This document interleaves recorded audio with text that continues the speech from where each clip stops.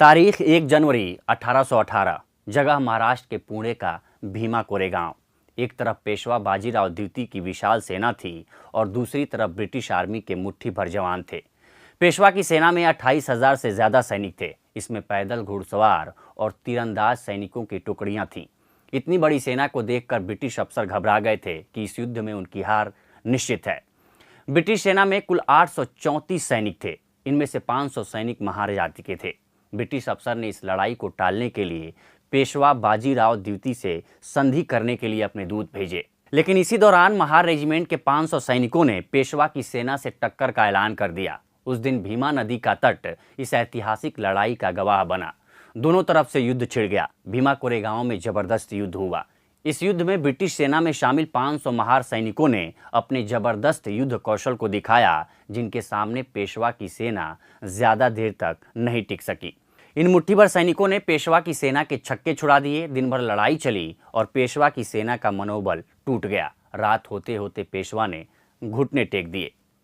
दलित activist doctor Ashok Bharti बताते हैं कि ये लड़ाई दरअसल सत्ता पर काबिज होने की लड़ाई नहीं थी, बल्कि ये लड़ाई अस्मिता की लड़ाई थी। पेशवा के राज में दलितों के साथ हो रहे अत्याचार के खिलाफ लड़ाई थी। उनके मान सम्मान और सामाजिक हक की लड़ाई थी। ये लड़ाई ब्राह्मणवादी सोच के खिलाफ थी, क्योंकि पेशवा ने धोखे से मराठों को अपदस्थ कर खुद सत्ता पर कब्जा कर लिया था और अपने राज्य में ब्राह्मणवादी सोच यानी शुद्ध रूप से कहें तो मनुस्मृति लागू की, जिसमें दलितों को हेय दृष्टि से देखा जाता था।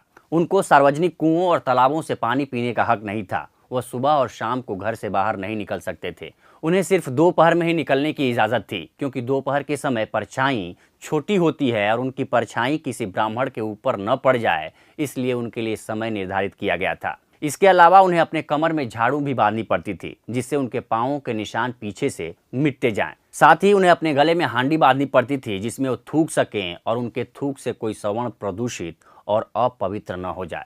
दलितों को पैरों में घुंघरू या घंटी बांधनी जरूरी थी, ताकि उसकी आवाज़ सुनकर ब्राह्मण दूर से ही अलर्ट हो जाएं और अपवित्र होने से बच जाएं।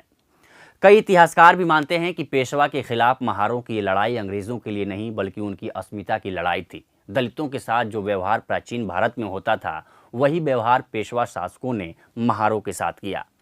डॉक्टर अशोक भारती बताते हैं कि कई जगहों पर दावा किया गया है कि महारों की ये लड़ाई मराठों के खिलाफ थी, जो गलत है।